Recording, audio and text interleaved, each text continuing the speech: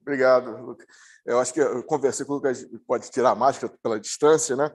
Então, eu gostaria de agradecer inicialmente ao Lucas e à Gabriela pela oportunidade de trazer esse tema, né, que é espinhoso.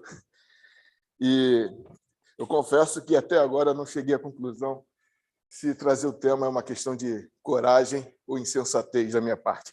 Mas, de qualquer forma, eu entendo que é difícil. Várias pessoas não entendem por que trazer para o Instituto de Física esse tema. Mas, desculpe que eu tenho uma corrida ali. Mas a universidade está discutindo agora, nesse momento, políticas de ações afirmativas na pós-graduação. Então, o Instituto de Física não pode ficar de fora disso, né? Então, é um tema. E a gente é acusado pela universidade de estar alheio a esses temas, né? Perdão pela palavra, mas nos comparam com atitude autistas, né? Porque a gente fica alheio. Então, a gente não pode ficar de fora, né?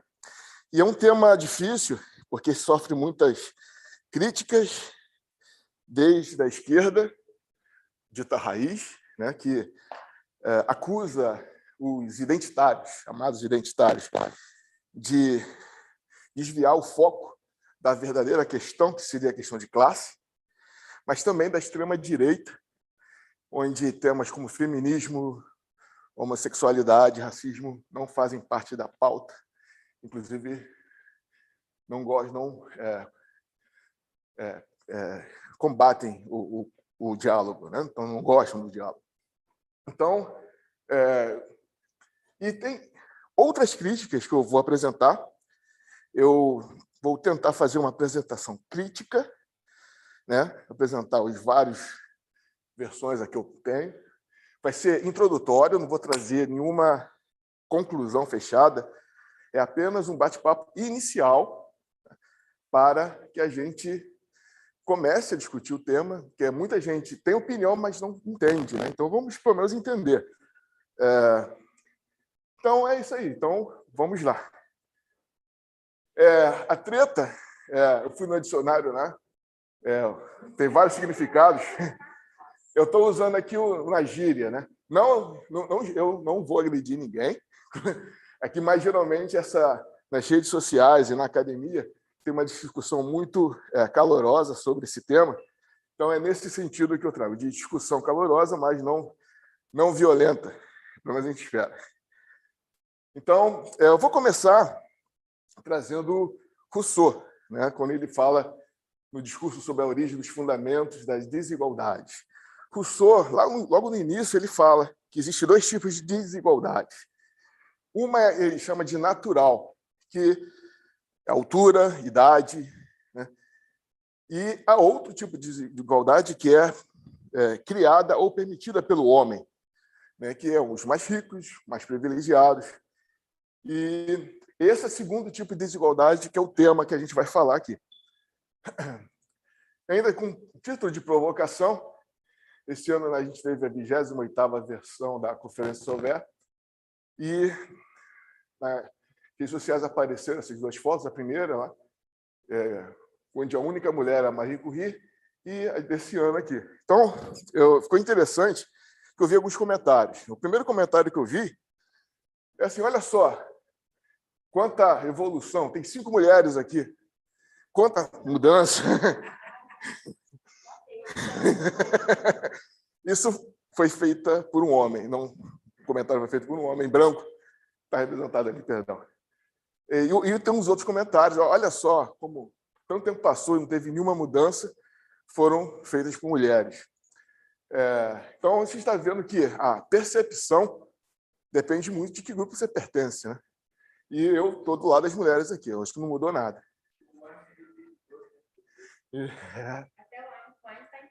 Eu acho que está aqui. Bom, então eu dividi aqui a fala um pouquinho, bem básico, é introdutório, eu não vou me aprofundar, vai ser uma visão geral, não vou me aprofundar, porque há temas que eu não tenho capacidade, competência de discutir em profundidade, apenas para começar a discussão. Vou definir o que é identidade, né? E o que é identitarismo. São coisas relacionadas, mas diferentes, né? Falar um pouquinho da história, por que a gente chegou ao que está hoje, né? O racismo científico, uma discussão antiga entre direita e esquerda, que é natureza ou criação. O que nós somos é resultado de herança genética ou é construção social, né? Continuando aqui, deixa eu ver aqui. Finalmente vou entrar nas políticas de direito e identidade, algumas ações que estão acontecendo aqui no Brasil e algumas considerações parciais. Bom, identidade. Vou começar aqui, que é identidade, né? Definição da literatura.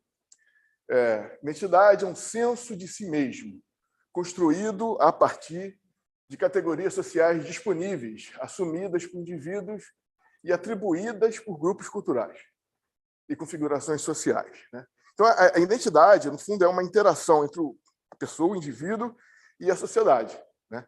E ela tem um poder descritivo e prescritivo, no sentido que ela te dá quais são as possibilidades que você tem. O exemplo que eu já dei é uma mulher negra que recebeu uma bolsa para estudar na Fundação Getúlio Vargas, ali no Praia de Botafogo. 100%, ela chegou em frente ao prédio, olhou aquele prédio imponente e falou: isso aqui não é para mim. E veio embora. O que indicou? Qual a mensagem que ela recebeu ali para dizer que ali não era para ela? Então, isso tem a ver com a identidade. Ela diz as possibilidades. Isso aqui eu posso, isso aqui eu não posso. E a identidade, ela independe do indivíduo. E a fala do Silvio de Almeida, um advogado famoso, né? Sempre esteve além da minha vontade ser reconhecido, medido e avaliado como um homem negro. Somos pensados através da identidade, mesmo que nela não pensemos. Então, você chega num lugar, você pode não ter nenhum sentido de identidade, mas você vai ser avaliado como tal. Então, muitas vezes, não depende do indivíduo. E tá pequenininho, eu trouxe aqui vou ler aqui rapidamente. É um trabalho da Vitória Santa Cruz que mostra como se constrói a identidade. Eu sei que está pequeno, eu vou ler mas ela é fundamental, que mostra como se constrói a identidade, como se relaciona com a sociedade, né? Ela chama-se Me Gritaram Negra. Ela começa: tinha 7 anos, apenas 7 anos. E ela fala: que 7 anos? Não chegava nem a 5. De repente, umas vozes na rua me gritaram: negra, negra, negra. Por acaso eu sou negra? Me perguntei. Sim. E o que é ser negra? Que coisa é ser negra? Eu não sabia a triste verdade que aquilo escondia. E me senti negra, como eles diziam. E retrocedi, como eles queriam. E odiei meus cabelos, meus lábios grossos, e me mirei apenada a minha carne tostada, e retrocedi. E passava o tempo, e sempre amargurada, continuava levando nas minhas costas minha pesada carga. E como pesava, alisei o cabelo, passei pó na cara, e entre minhas entranhas sempre ressoava a mesma palavra: negra, negra, negra. Até que um dia que retrocedia, que ia cair, e daí? Negra? Sim, sou negra. Sou negra. Negra sou. De hoje em diante, não quero alisar meu cabelo, não quero e vou rir daqueles que, por evitar, segundo eles, que por evitar-nos algum dissabor, chamam aos negros de gente de cor. E de que cor? Cor negra. E como é lindo. E, afinal, compreendi. Afinal, não retrocedo. E avanço segura. Afinal, avanço e espero.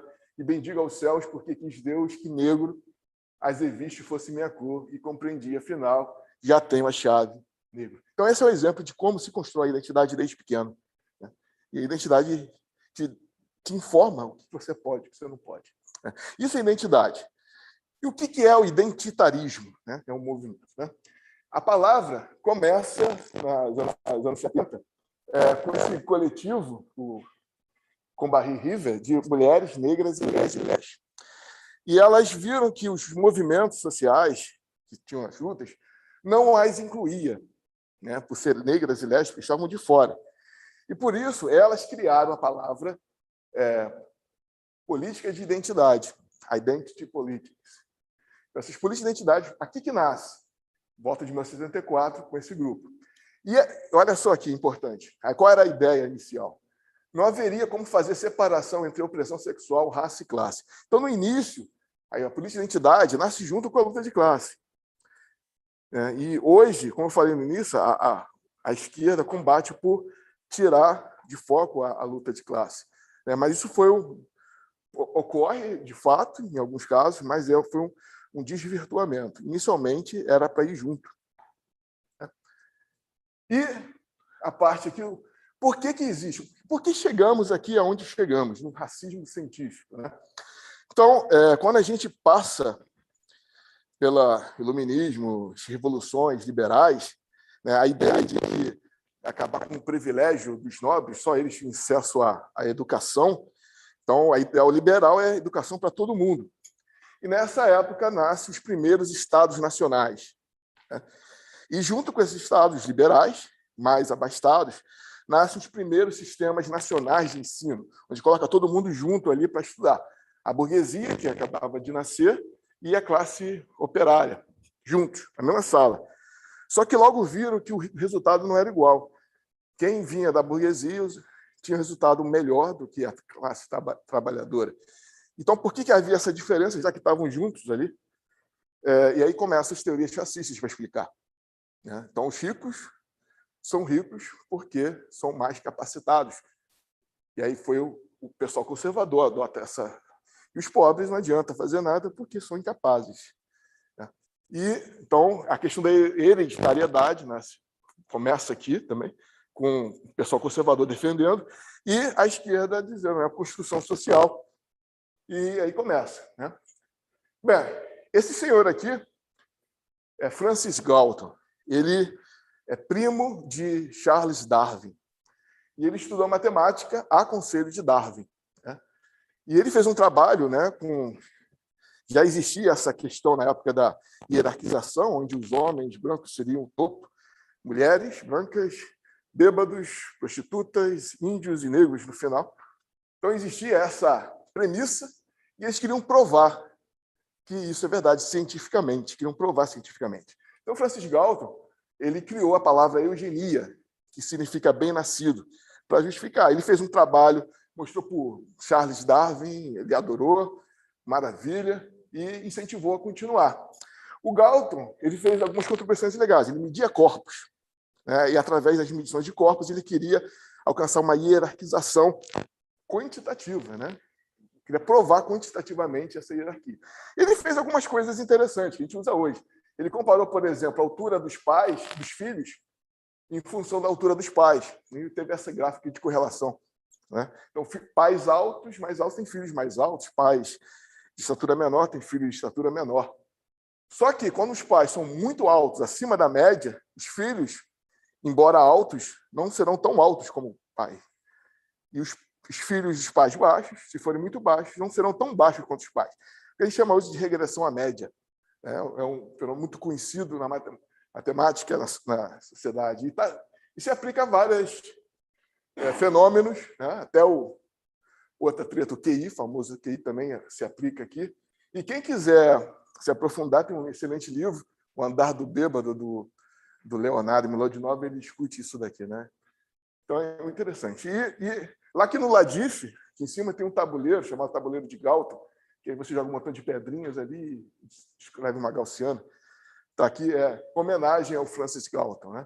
E aqui é um vídeo que eu peguei, fala sobre a questão de meritocracia. Então, aqui nascia a eugenia, medir corpos e provar. Só que os eugenistas, eles queriam usar ciência, mas eles não usavam o método científico da forma que a gente fala, o método indutivo e dedutivo. Eles partiam de uma premissa e queriam chegar nela. E se não chegasse, ele abandonava a medida. Então, vou medir a cabeça, quero provar uma hierarquia. Se não provei, descarta até eles chegarem ao que eles queriam. Então, esse é o tipo de ciência que eles faziam. Era considerado ciência na época, era ciência. E chegou no Brasil. O Brasil teve eugenia. Então, você tem aqui, em 1934, a União, os estados e municípios, nos termos das respectivas leis, caberia estimular a educação higiênica. Então, tem a sociedade eugênica, vários professores universitários, inclusive da UFRJ, a antiga Universidade do Brasil. Então, tem aqui alguns extratos, né, sobre o cruzamento do branco e do negro. Existiam duas correntes. Uma que era contra a miscigenação. O nome famoso é o Nina Rodrigues, um médico baiano, que a ideia da miscigenação ser contra está representada aqui. Ele pergunta aqui, o professor Luiz L. da Silva, é razoável o casamento do branco com preto? Não, absolutamente não. E ainda mais, nem razoável, decente. Pela não razoabilidade, eu não consigo ler aqui, perdão, falta com eloquência fala com eloquência a hereditariedade, essa vigilante. Né? Então, ele está falando de hereditariedade. Eu também não consigo ler, ficou pequenininho. Mas ele está falando de hereditariedade, porque o mestiço seria degenerado. Como a gente pode ver aqui do lado, os mestiços brasileiros de branco e preto, chamados mulatos, são, na maioria, elementos feios, fracos, apresentando com frequência os vícios de seus ancestrais. Apresentam grande instabilidade de caráter e constituem elementos perturbadores do progresso nacional sob o ponto de vista étnico e social. Já os mestiços brasileiros de índio e brancos, mamelucos, são superiores aos mulatos, fisicamente mais bem conformados e mais fortes, fisicamente muito inteligentes, vivos e de caráter mais equilibrado. Ambos, porém, são, em geral, muito sôfregos, impacientes e pouco amigos da disciplina. Então, essa o pensamento eugenista que reinou no Brasil, começa ali em 1900 e alguma coisa, e a gente conhece muito o movimento Escola Nova, liderado por Anísio Teixeira, que deu contribuições excepcionais, mas muitas dessas pessoas que estavam ali tinham um pensamento eugenista também. Aqui só vê um decreto de 1890, logo depois, né, da Lei Áurea, é inteiramente livre a entrada nos postos da República dos indivíduos válidos e aptos para o trabalho que não se acharem sujeitos à ação criminal de seu país, excetuados indígenas da Ásia e da África, e que somente a autorização do Congresso Nacional poderão entrar. A ideia ali era o clareamento. Era a segunda vertente, né? Tinha aquela que é contra a miscigenação, e esse aqui era a favor, mas para clarear a população. Então, você traz europeus e, através do clareamento da população, você melhoraria, né, a raça. Né? Então, eu tenho aqui o João Batista de Lacerda, diretor do Museu Nacional, como chamado Homem de Ciência, né? E foi delegado do Brasil no Congresso Universal das Raças. Né? E ele diz lá, né, defende que, nos termos da versão científica, o branqueamento da raça era visualizado como um processo seletivo de miscigenação, que, dentro de um certo tempo, 3 gerações, produziria uma população de fenótipo branco. Ele previu que, em 2012, teríamos 80% de brancos, 3% de mestiços, 17% de índios e nenhum negro. Era o clareamento que era previsto, era o plano deles. Né? E, como isso estava no governo, então, tinha o ministro da Educação e Saúde, Gustavo Capanema, que tinha construindo o prédio do Ministério da Educação, que fica no centro da cidade, prédio premiado, e eles estavam pensando no homem do futuro, brasileiro do futuro. E ele pergunta aqui, o Gustavo de Capanema, como será o corpo do homem brasileiro do futuro homem brasileiro? Não o homem vulgar ou inferior, mas no melhor exemplar da raça. Qual a sua altura, seu volume, sua cor? Como será a sua cabeça? A forma de seu rosto, a sua fisionomia? E a resposta vem aqui, né? O jurista, a escultura, que eles encomendaram uma escultura a um escultor, Celso Melo, esqueci o nome dele, né? Mas que representasse esse homem do futuro. E como seria essa escultura? Deveria refletir não só os tipos brancoides, resultantes da evolução arianizante de nossos mestiços, como também representantes de todas as raças europeias aqui afluentes, seja os colonos aqui fixados, seja os descendentes. Né? E o artista ele não chegou a construir essa estátua, mas tem uma maquete. Você tem uma maquete, e a maquete, quando apresentou ao ministro, a maquete não tinha nada do que eles imaginavam. Não era um homem europeu, era um homem meio gordinho, mestiço, uma barriga, e logo o projeto foi abortado. E o escultor falou, me pediram para representar o homem brasileiro. Quando eu olho para o Brasil, é isso que eu vejo. Mas eles queriam um fenótipo europeu. Então, não foi em frente.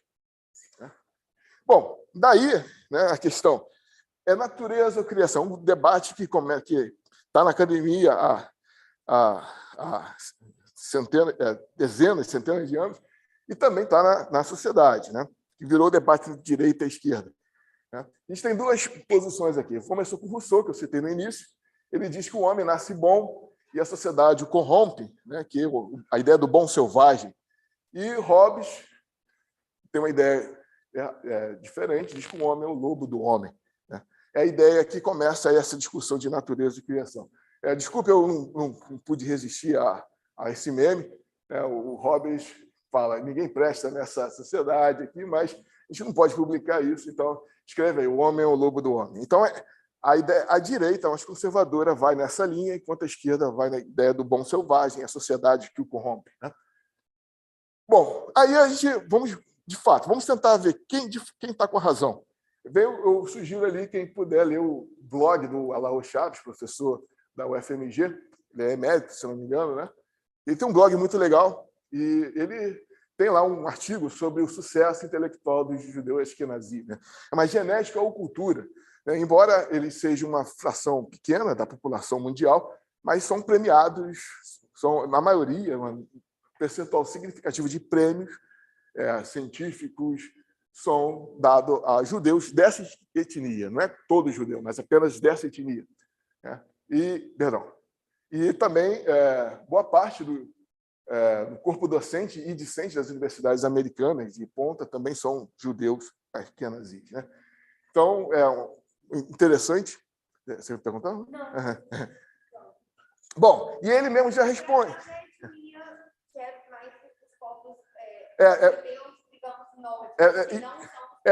Tem muitos ali da... Que não foram para exatamente. Exato. Isso, exato. Isso.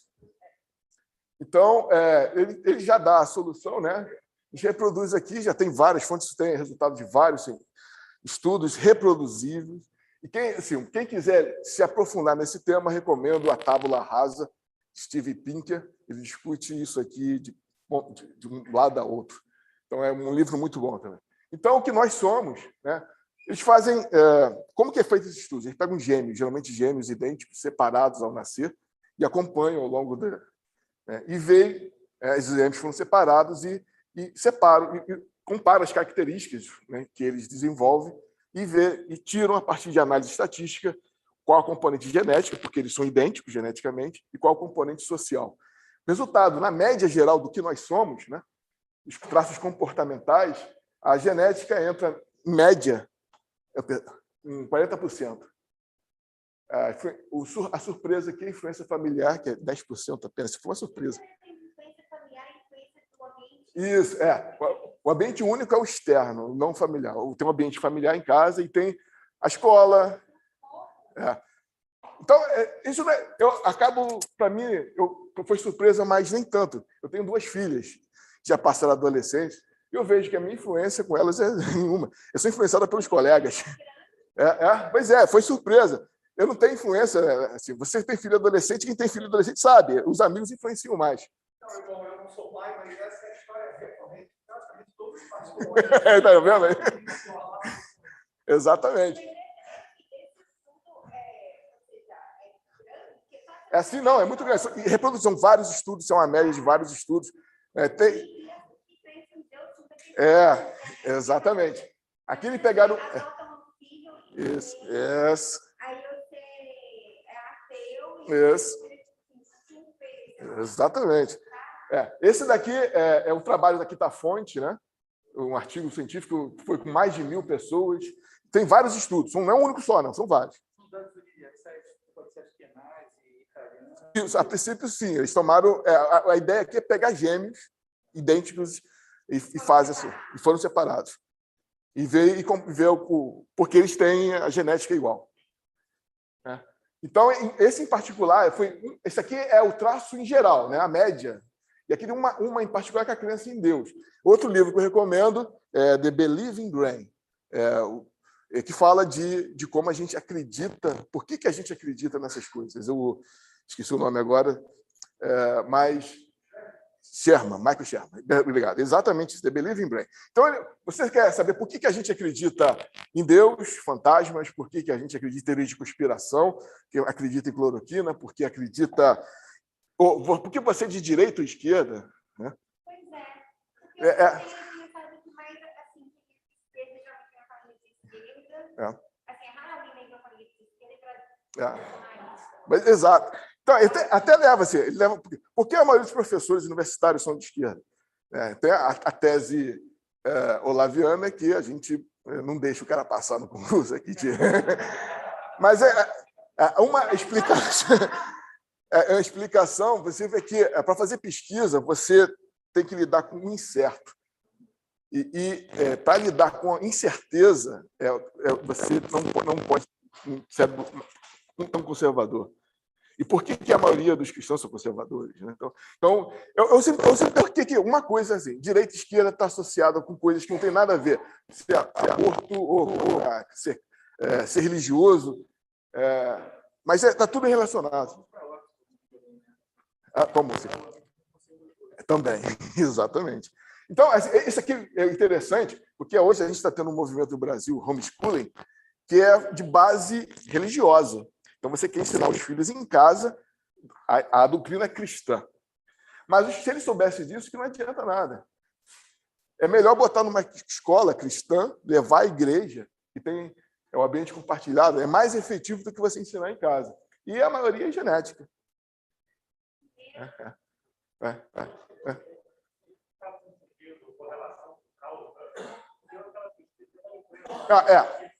Exatamente. Sim. Sim. Sim. Sim. Existe. Primeiro, esses dados não é um estudo único, isso é altamente reprodutivo, e eles buscam correlação, de fato. Agora, existe a diferença de causalidade e correlação, mas ali você tem alguma relação que está ali escondida. Não pode não estar evidente, mas tem alguma coisa ali. Sim. Mas tem, sim, mas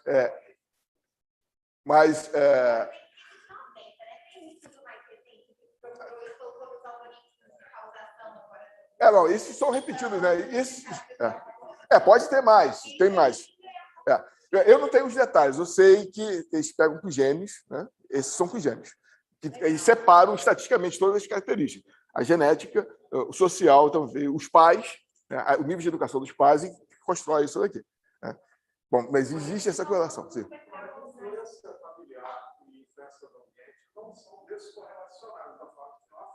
Sim, exatamente. Exato. Também. Exato. Tem. Sim. Exato. Também. Exatamente. Eu estou botando o resultado final. Né? Eles fizeram, foram estatísticos. Né? Não, é muito bizarro. É muito. Então, mas isso aqui explica bastante coisa. Né? Bom. Você não tem poder sobre seus filhos.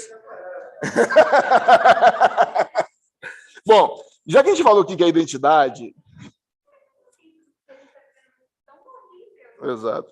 Então, a gente já falou de identidade, a gente pode ir para o identitário. As políticas de direito e identidade, né? Os movimentos identitários. Né? Então, a gente já teve o background de por que surgiram. Né?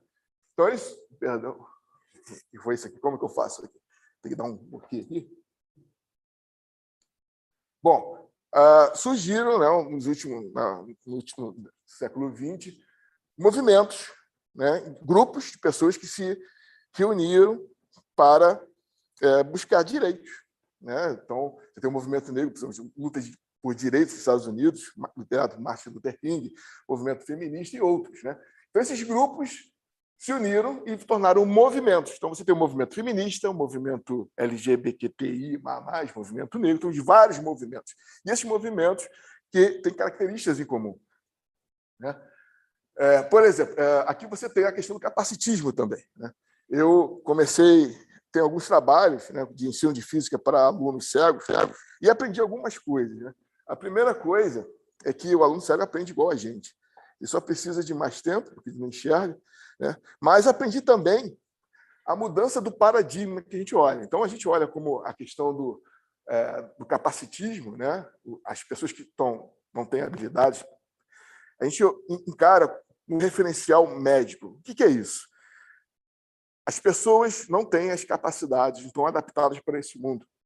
Então, eu preciso adaptar o mundo. Então, é uma postura de você encarar. As pessoas cegas, surdas, mudas, elas não têm as habilidades ou são incapazes de viver nesse mundo tal qual a gente vive. Mas a gente muda, porque o pessoal, a cultura surda, tem os movimentos surdos, que também é uma cultura e identidade, eles criaram um referencial chamado social. Não é que as pessoas não têm capacidade. As barreiras são criadas pela sociedade.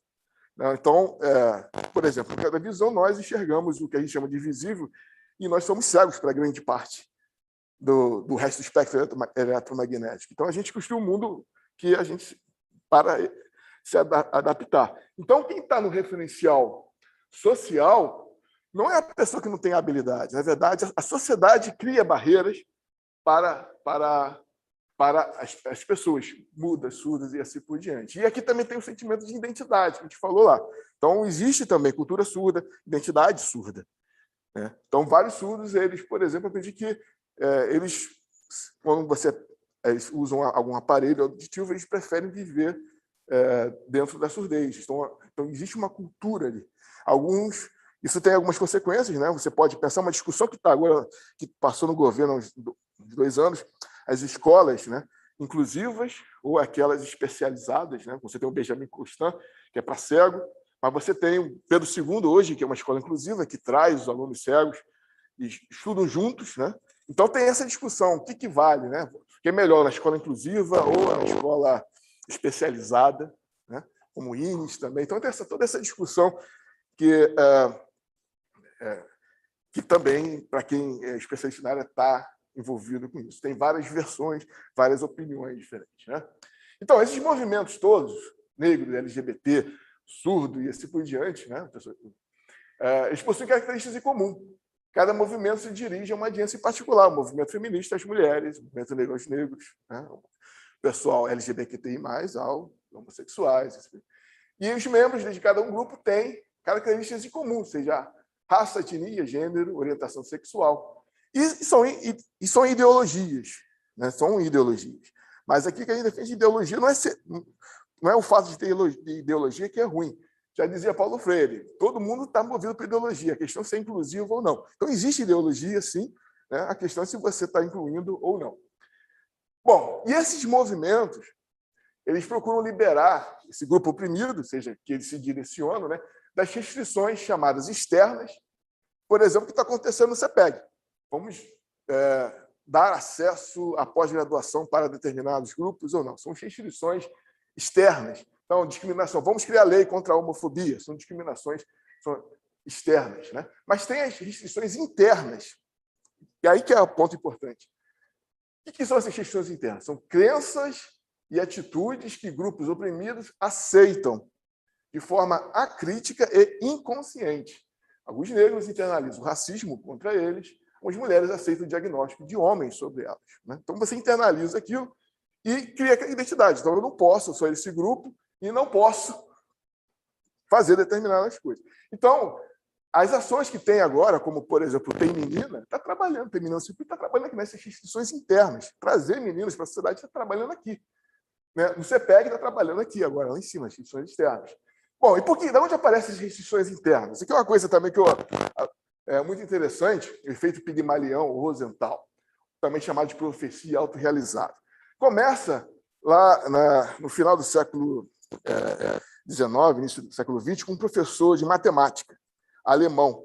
E ele achava que conseguiria ensinar matemática para os animais. Ele se aposentou e teve tempo para testar. Testou galinha, gato, não dava muito certo. Mas um cavalo dele aparentemente aprendeu matemática, o Hans. Ele falava, Hans, quanto é 2 mais 3? E ele batia com a pata 5 vezes. Nossa, o cavalo aprendeu matemática. Virou aqui sensação. O povo todo vai ver o matemático, o cavalo que sabia matemática. Só que apareceu uns caras chatos, chamados cientistas, para estragar tudo. Os cientistas sempre estragam. Aí falou o seguinte, foi lá, de fato, o cavalo fazia aquilo tudo lá, vamos fazer um teste. Tira o dono daqui, afasta o dono do cavalo. E o cavalo não fazia mais contas. Então, o que eles descobriram é que o cavalo não sabia matemática. O cavalo sabia interpretar a expectativa do dono dele. E era inconsciente, tanto do cavalo quanto do dono. É que ele fazia a operação. Quanto é 3 mais 2? 5. O cavalo batia. E o dono, nas expressões dele, inconsciente, o cavalo lia e sabia a hora que tinha que parar. E parava. E isso... Então, isso deu todo um ramo da psicologia. Mais tarde, foi o Rosenthal, um professor da Califórnia, que estudou com ratos. Na verdade, as cobayas não eram os ratos, eram os alunos dele. Ele pegou grupos de ratos iguais, idênticos, e falou para os alunos, esses ratinhos aqui, eles são muito inteligentes, eles passam em qualquer teste, e esse segundo grupo aqui você não adianta perder tempo com eles, que eles não sabem nada. E mandaram os alunos fazer teste. No resultado final, os alunos conseguiram ver que os ratos ditos mais inteligentes, de fato, foram melhores. E o outro foram muito ruins. Então, mas era idêntico. Então, não era a habilidade do rato, era a expectativa do aluno. Ele falou, se funciona com animal, funciona com gente também. Ele foi nas escolas da Califórnia, convidou os professores para testar os alunos. Os professores também achavam que os alunos que seriam testados, mas quem estava sendo testado era o professor. Dividiu os alunos ao meio, 2 grupos iguais, falou, esses alunos aqui são muito, muito bons e esses aqui são muito ruins. E o resultado final, depois de uma batalha de teste, os alunos que foram indicados como melhores se saíram melhores. Então, saiu a teoria da expectativa do professor. A expectativa do professor que gera isso daqui. E também é chamado efeito Pigmalião, vem da Grécia, da narrativa de Ovídio. Pigmalião era um escultor, um homem, que, ao ver as mulheres criticarem Vênus, a deusa Vênus, ele criou uma certa aversão às mulheres, misoginia, mas ele era hétero. Então, ele criou na imagem dele a mulher perfeita numa estátua. E ele foi ao templo pedir a Vênus que aquela estátua se tornasse uma mulher de fato. Vênus atendeu. Quando chegou em casa, a estátua tinha se tornado a amante dele, uma mulher. A expectativa dele. Então, esse efeito é chamado efeito Pigmalião, também através dessa analogia com essa história de Ovídio. Então, isso acontece bastante. Bom, agora é o ponto também bastante... eu prometi ser crítico. Então, a luta por direitos é justa, mas tem armadilhas. Nada é perfeito. Então, não só os movimentos identitários, mas qualquer movimento em massa, eles começam com desejo de mudança. E as pessoas querem mudar e se juntam em grupos, muitas vezes em massa. Então, você tem, por exemplo, movimentos de direita também são identitários, nazismo e fascismo também são identitários. O bolsonarismo é identitário. Então, você tem vários movimentos identitários. O movimento lá liderado por Gandhi, na Índia, era identitário. Então, ser identitário não é... Você não pode classificar como bom ou ruim. Ele é identitário. Mas, quando você fala em massa, o movimento acaba meio que conformatando a pessoa. Então, você acaba se comportando como o grupo espera que você se comporta. Você perde um pouco da individualidade. Então, você começa a ter, por exemplo, você tem que, para ser aceito no grupo completamente, você tem que adotar as ideologias e as crenças.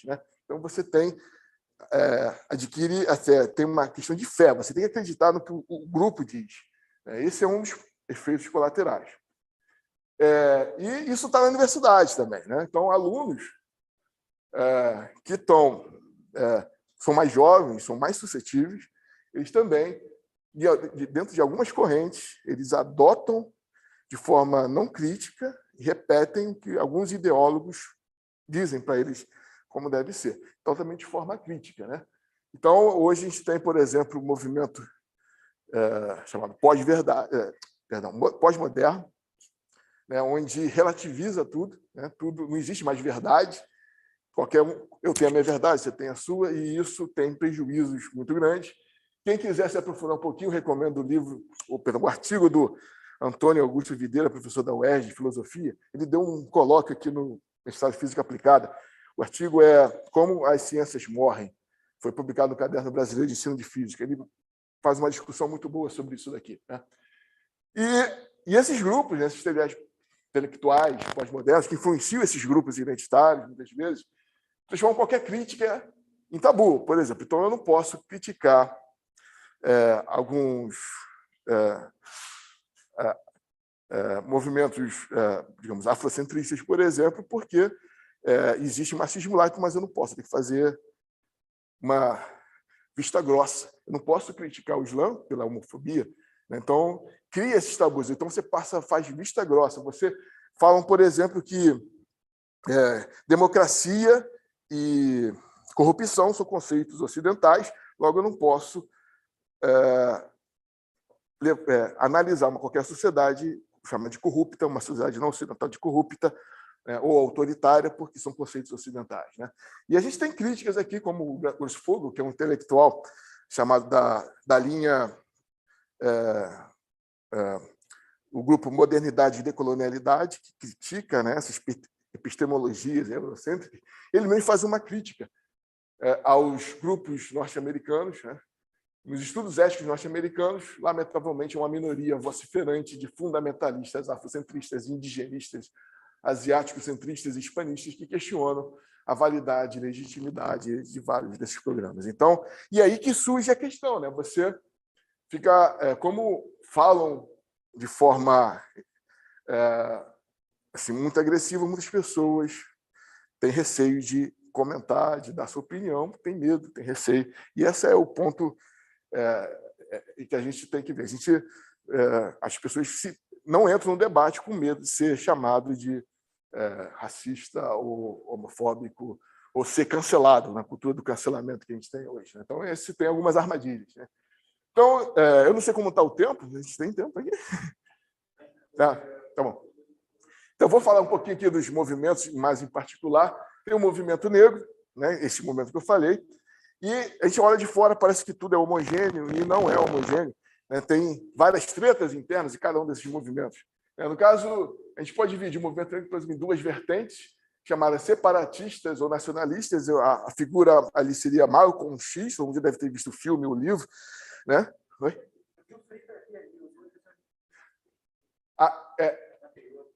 Perdão.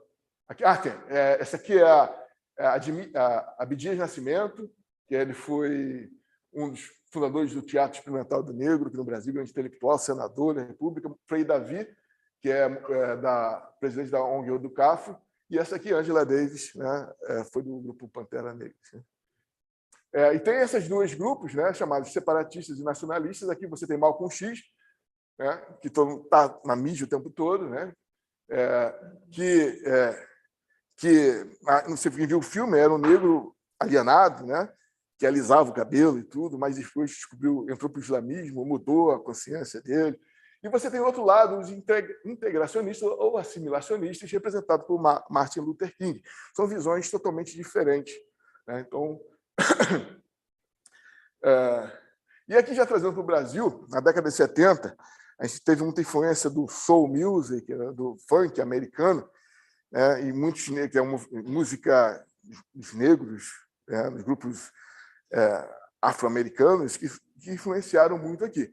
E tinha uma corrente intelectual negra que queria voltar às raízes, né, para a África, né?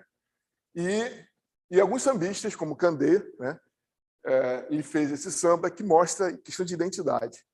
Né? Ele fala, não vamos negar nossas origens, mas nós somos brasileiros.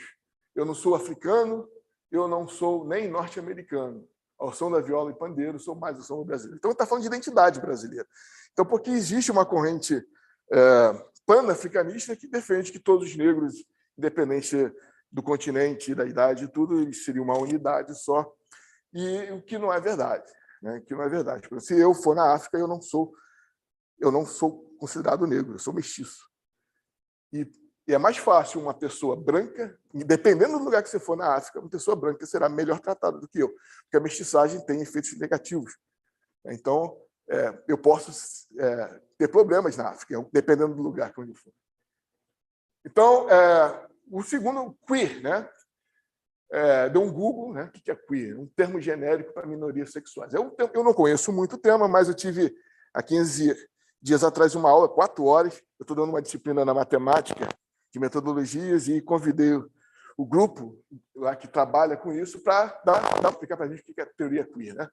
Que significava estranho, né? Era pessoas que não tinham, dentro daquele padrão, que tinham alguns comportamentos estranhos, era chamado pejorativamente de queer. E eles acabaram adotando esse nome. Queer é um nome para qualquer minoria sexual. Né?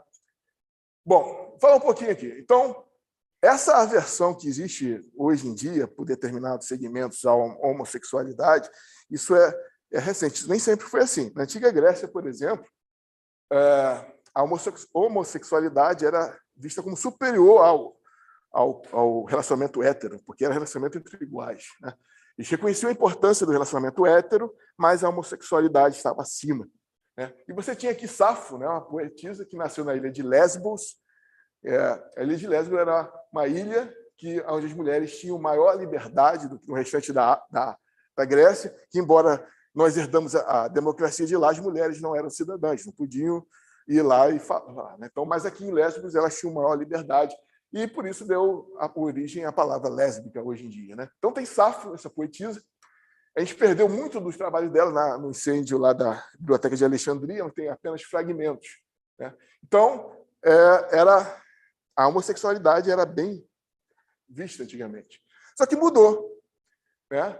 Na Idade Média, ali, com influência de religiões do Oriente Médio, cristianismo, mudou. Então, você tem que homossexuais eram queimados em público na Europa medieval. Em alguns países, a homossexualidade ainda é crime, até hoje é crime. E a comunidade LGBTQIA+, encontra muita dificuldade de emprego também. Né? Então, por isso que existem essas ações. E nos anos 60, eles começaram a se chamar de gay para descrever o estilo de vida que eles tinham. Então, gay. Só que, de novo, você tem um estilo gay, né? Só que quando você fala gay, você bota num padrão. O que é gay? Gay é um homem branco que não tem muito trejeito. Então, você bota num padrão. Quem não tiver, se é homossexual e não está nesse padrão, você está excluído.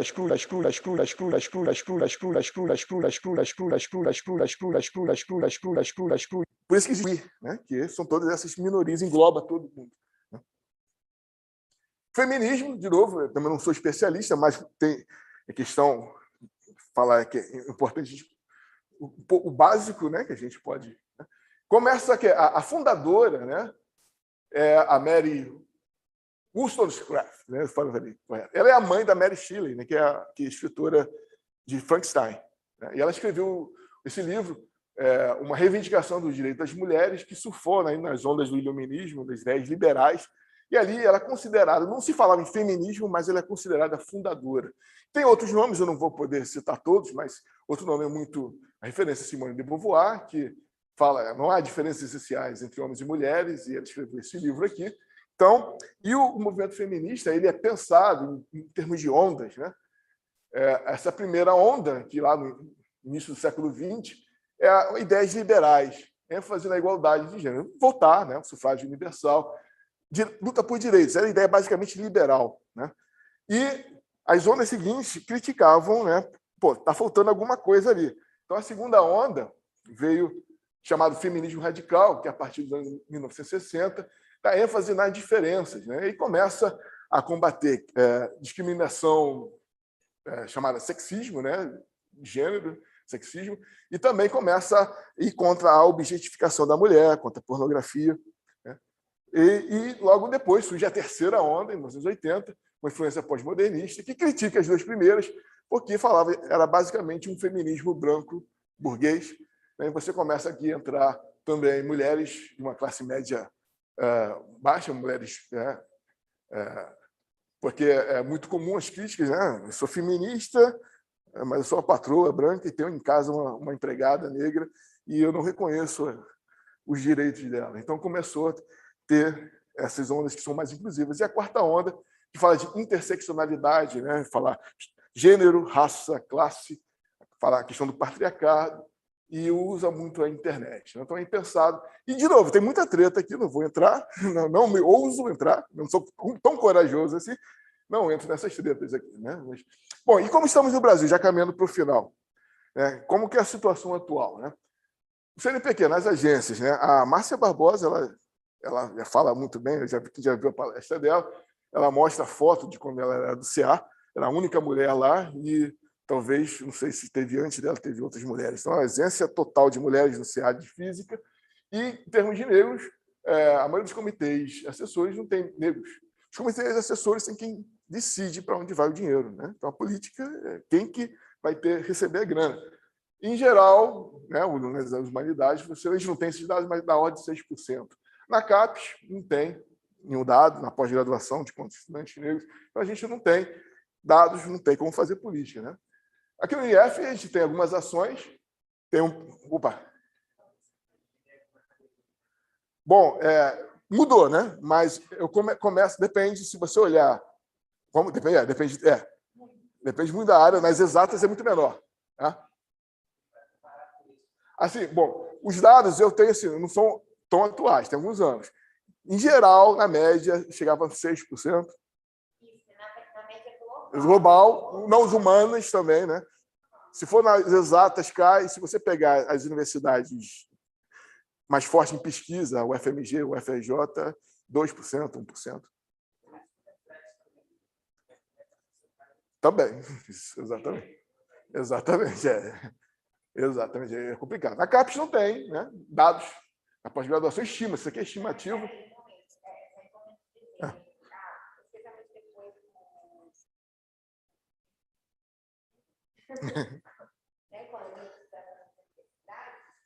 Antes era assim, a universidade, agora é muito claro que tem uma questão que tem muito aluno negro e vai caindo, né? Vai cair, né? Então, e mesmo se você pegar, só que mas não deu tempo de chegar lá.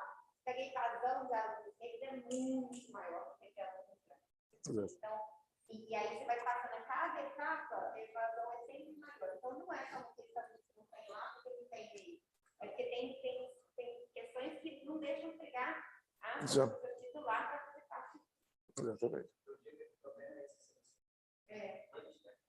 Sim, mas acho que eu vou falar isso porque acho que é uma questão assim, de que a gente tem estudo sobre isso, é muito recente, né? Porque o Brasil tinha nem dado. Sim. Sim. Hoje. Tenho certeza que ela influenciou bastante. Yes. Exatamente. Tem que ter política de ação afirmativa, exatamente. Mas precisou falar, né? Se não falar, tem que gritar. Senão... Exatamente. Então aqui no Instituto tem ações, como eu falei, aquelas restrições internas. O Tem Meninas Circuito trabalha com meninas, né? Quer dizer, por que não tem meninas fazendo física, né? Então, isso aqui eu não vou entrar muito em detalhes, mas tem vários dados que mostram a questão do que chama vulnerabilidade de estereótipo. Né? Meninas se acham menos competentes em matemática. Então, tem várias coisas. Tem o trabalho que a Elis e a Tereza publicaram na Física na Escola, e aqui uma recente na Ciência Hoje. Aqui os dados aqui que elas levantaram aqui no Rio de Janeiro. Né? Então, você tem aqui amarelo, pegou algumas universidades, a UFRJ, a UF e assim por diante, o percentual em física de docentes. Amarelo aqui são os docentes homens brancos, né? aqui as mulheres brancas, aqui os homens não brancos, não branco, quer dizer, e aqui está incluído os asiáticos, né? Mas tem uma certa questão, né, que os asiáticos são vistos como brancos honorários, mas isso é outra coisa. Mas aqui mulher negra praticamente não tem, ou mulher não branca. Né? Bom, eu contei aqui no último encontro aqui no encontro de outono, eu encontrei alguns trabalhos do IF, 2 trabalhos. Eu não desculpe se eu não encontrei mais, mas aqui no IF já tem trabalho no sentido, tem 2 trabalhos aqui para grupos majoritariamente por professoras e alunas, e tem o PEMAT, aqui do lado, onde eu faço parte, tem alguns grupos, eu faço parte, e o PEMAT é o Programa de Ensino de História, de Ensino e História da Física e da Matemática, e tem algumas linhas e ali a gente sofre bastante ataques da mídia conservadora, já soube há alguns anos. Né? Por que falam porque a matemática agora é racista ou a matemática é feminista? Não entendem ou não querem entender por quê. Então, falar um pouquinho dessas ações, que volta e meia sofre ataques na mídia. Né? Vou falar um pouquinho de onde eu atuo, na Eficiência. Então, foi a tese do Rodrigo, que defendeu em 2019. Ele é professor do Estado e uma escola periférica, majoritariamente atende alunos negros. E a gente quer saber por que esses alunos não chegam à universidade. Mesmo depois da cota, você vai no IFIX, você tem muitos alunos negros. Você vê no CT, não tem. Por quê? Então, tem alguma coisa ali. Então, a gente fez um teste na metodologia, tipo, fiz os carinhas aqui. Eu trago isso aqui que eu acho muito engraçado. Mulheres, negros, várias cores e cores. E tem um aluno. Quem que você, Marcos X, quem você acha que é cientista? Todos os homens negros foram rejeitados, todas as mulheres, inclusive branca, Marie Curie foi rejeitada como cientista, e os homens brancos, em geral, foram aceitos, né? Com exceção de alguns casos. Interessante. Feynman foi rejeitado. Aí a gente foi perguntar por que Feynman não é cientista. Porque ele tem cara de safado. Ele parece político, está de terno aqui, ele parece político. E Heisenberg também. Por que Heisenberg não? Porque ele é muito bonito. Então, senhores, físico tem que ser branco e feio. Esse é o físico, esse é o estereótipo do físico. Né? Então, e aqui depois a gente fez um teste quantitativo também, a gente aplicou um teste do Colorado Learning Attitudes About Science Survey Class, desenvolvido no grupo de ensino de Colorado. É só um comentário, né? Colorado é uma universidade de ponta, né? Colorado Boulder, tem vários prêmios Nobel lá, e tem um grupo de ensino forte, e o professor Jorge Sá Martins, né, conhecido da UF, ele fala lá que o pessoal lá, prêmio Nobel, vai no seminário de ensino, participa, estão interessados. Aqui no Brasil tem muita... ainda é muito mal visto essa questão. E lá fora, não. Então, a gente aplicou um teste, pegou lá, traduzimos e aplicamos. Né? Tem a ver com qual é a atitude que os alunos têm com relação à física. Então, ele fez um teste estatístico, aplicou no início do ano, ao longo do ano fez uma série de ações, chama de pesquisação, e aplicou o mesmo teste no final. E a gente viu se houve mudança. Então, a hipótese aqui de pesquisa, a hipótese nula, é que não houve mudança após as intervenções, e a gente testou essas hipóteses. Então, por exemplo, esse teste divide várias categorias, conexão com o mundo, se a física que ele aprende tem alguma conexão com o mundo, se o interesse pessoal pela física, se faz sentido. Então, tem várias categorias, e a gente fez o teste antes e depois, a gente viu que houve mudanças, né? Por exemplo, a conexão no mundo, a gente pôde rejeitar a hipótese nula, ou seja, houve uma mudança, mudou, e tem evidências fortes para isso. Em outros casos, nem tão fortes, né? O interesse pessoal faz sentido, algumas não mudaram, né? Mas a gente aplicou e viu que houve alguma mudança. Em um ano, fazendo ações ali afirmativas, trazendo a contribuição de cientistas negros, de mulheres, e mudou totalmente a visão que os alunos tinham sobre a ciência. Né? Então, esse é um dos trabalhos que a gente vai dar, é parte do trabalho da tese de doutorado do Rodrigo. Né? Oi.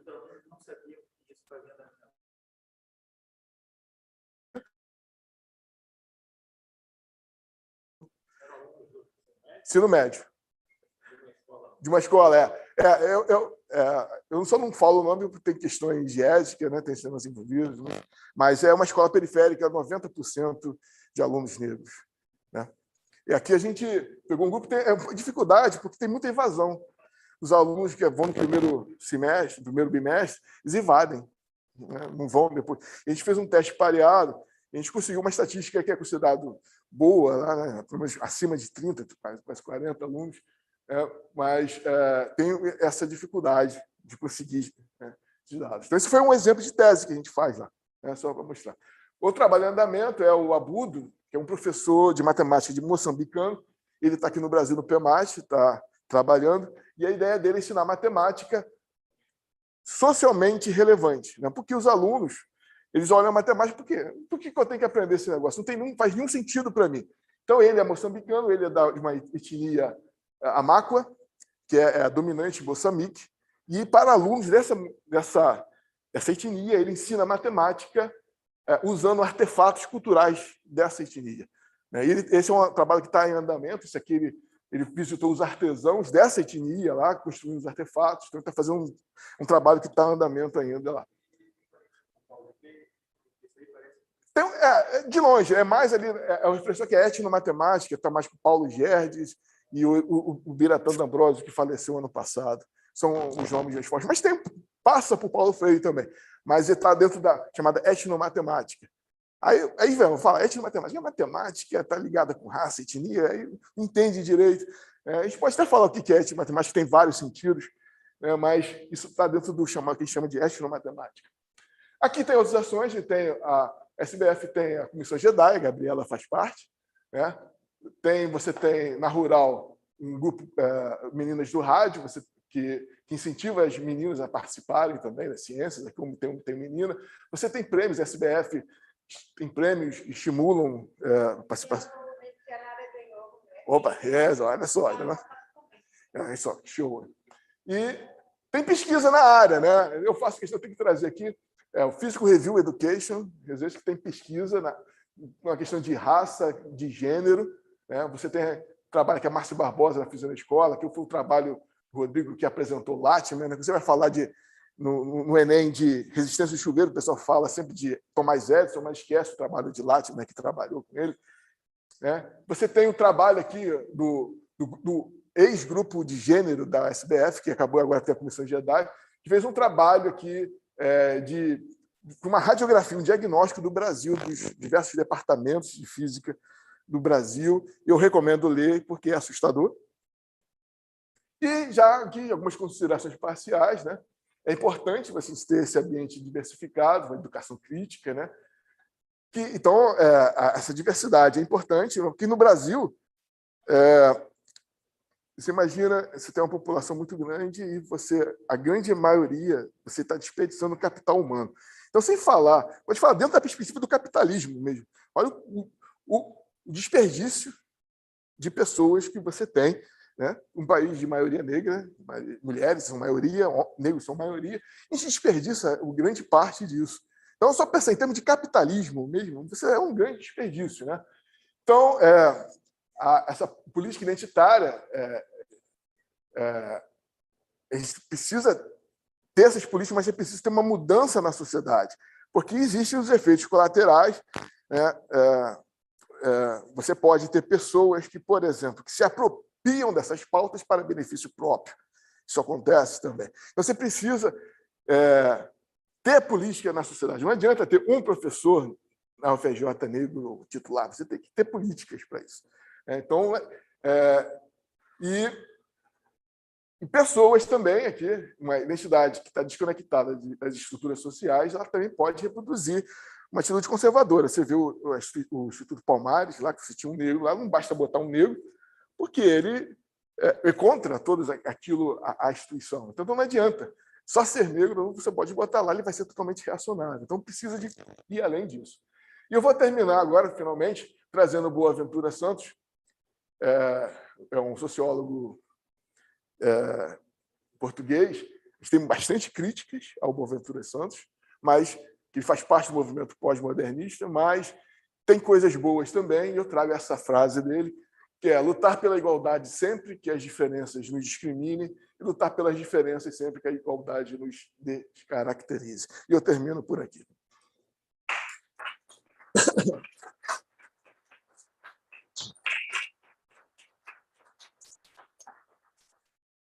E até que foi. Sim. Ah, sim. Por favor. O Nelson primeiro aqui. Tony, bom, muito obrigado aí pela excelente apresentação, super importante. Agora, você mencionou no início da sua fala, né, que o CPEC está discutindo a questão de cotas, né, nas pós-graduações, e você comentou que nós estaríamos atrasados nisso. Eu queria dizer que não, eu não concordo. A nossa pós-graduação em física já tem algum tempo cotas raciais, inclusive passamos por uma evolução, que começou com uma cota em número de vagas, que não estava tendo efetividade, e passou a ser uma priorização, uma cota já na concessão de bolsas, porque era 20% de vaga. Como são muitas vagas, eu quero ficar lá atrás, não adianta nada, né? Não vai ganhar a bolsa, não vai entrar. E tem sido bom, não sei, agora eu saí da pós-graduação, o Felipe é que poderia dizer, mas pelo que me parece, o edital continua com o mesmo formato, então a cada 5 bolsas oferecidas, uma é para um autodeclarado negro, pardo ou indígena. Então nós não estamos tão atrasados assim. Eu vou passar para você o microfone, mas sobre isso, eu estava no CPEG quando a gente discutiu esse assunto, e a gente lá instituiu justamente esses pontos de ação afirmativa na pós-graduação e na graduação. A gente teve um debate muito interessante, foi na época da Leila, uns anos atrás, né? Eu fui o sucessor dele depois. Bom, é verdade, Nelson, foi uma gafe minha. Não, os 3 programas de estudo de física têm cotas agora. Então, é verdade. Então, eu fico orgulhoso, inclusive, do Instituto de Física, o João. Aqui, Felipe, primeiro. Não, só uma curiosidade, você mostrou aí a fala do Candeia, né? Por que, na sua opinião, o panafricanismo, que nos Estados Unidos foi muito importante, teve manifestações interessantes, o spiritual dress, não ocorreu no Brasil? Foi a maior miscigenação, isolamento cultural do Brasil. Por que não teve, por exemplo, spiritual samba, uma coisa assim? O que você acha? Curiosidade. A questão do panafricanismo, né? Bom, existe...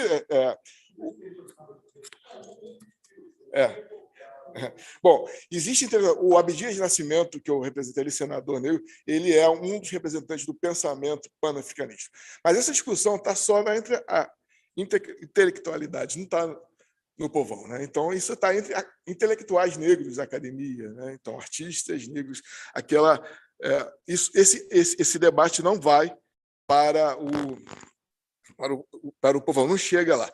Mas existe. Isso é muito forte entre os intelectuais negros que têm essa seleção. Voltar às origens.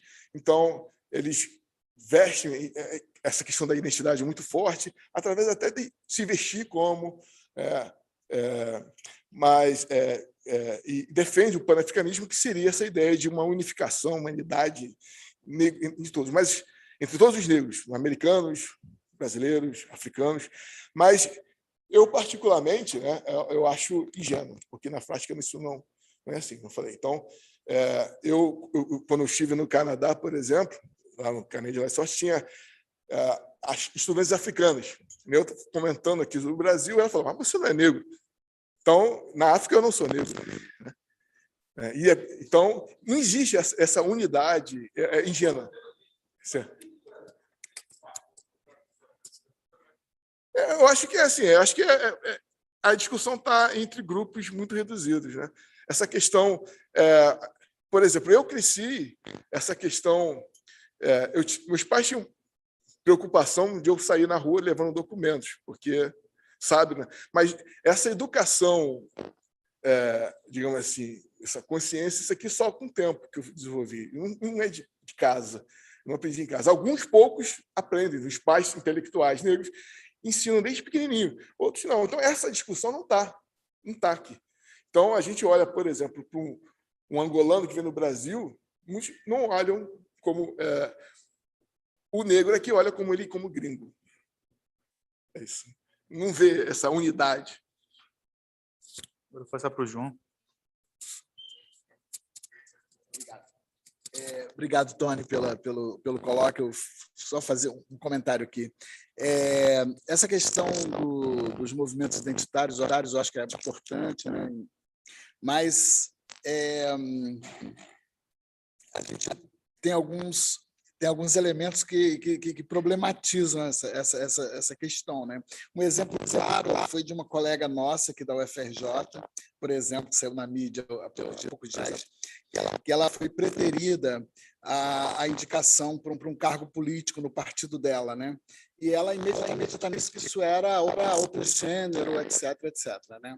Só que essa colega, ela já fez isso há uns 10 anos atrás, porque numa assembleia ela estava listando lá os institutos que eram a favor de uma determinada carreira, contra outra e tal, e eu falei: professora, o Instituto de Física também é a favor dessa carreira. Ela me acusou de machismo, disse que ia me processar, fez um maior escarcéu na Assembleia, entendeu? Então, uma pessoa que repetidamente usa essas questões de gênero no embate político, né? que eu acho assim, bem complicado. Esse é o primeiro exemplo. O segundo exemplo é o Frei Davi, que eu acho que faz um trabalho super bacana. Mas um dia eu estava lá no IFIX, numa discussão sobre o Monteiro Lobato.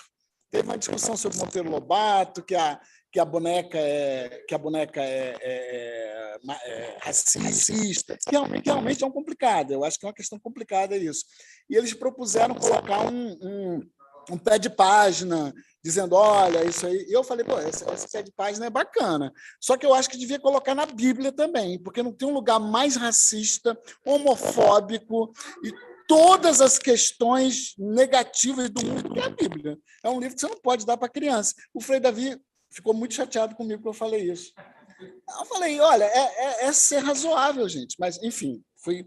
E último tópico, menos controverso, é que essa história do efeito Pigmalião que você falou, a gente observa na física de partículas, né? O PDG, né, o Particle Data Group, ele tem lá uma história de algumas medidas importantes, uns parâmetros de violação de CP nos cáons, por exemplo, e você vê que tem uma correlação ano após ano nas medidas que não se explica pelas barras de erro, né? Você não se fosse pela barra de erro, o valor central ia ter que flutuar mais, mas eles são muito parecidos. E tem alguma coisa estranha, né, nessa sequência de medidas, né, que é um efeito provavelmente Pigmalião. E hoje a gente tem muito cuidado com isso, faz uma coisa que se chama blind analysis, né, para você evitar todos os seus preconceitos. É isso aí.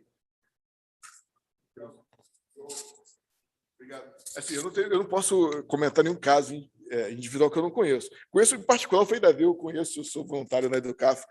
Bom, o que eu posso dizer que ele pelo menos ele é crítico com o cristianismo.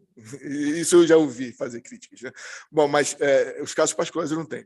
Mas, de fato, esse que você falou da de dados é interessante para a gente até desmistificar essa questão da neutralidade da ciência, né? Porque você olha dados, números, não tem parcialidade, mas tem como você interpreta e vende, né, os seus números, isso tem muito. Então, o Leite Lopes já falava isso, né? Essa neutralidade que a gente defende, ela não existe, né? Na ciência, como ciência neutra, não. Sempre tem ali, quando tem uns dados, a gente interpreta, os números só não falam por si só, tem sempre uma interpretação por trás. Até o Mendel cozinhou os dados deles, né?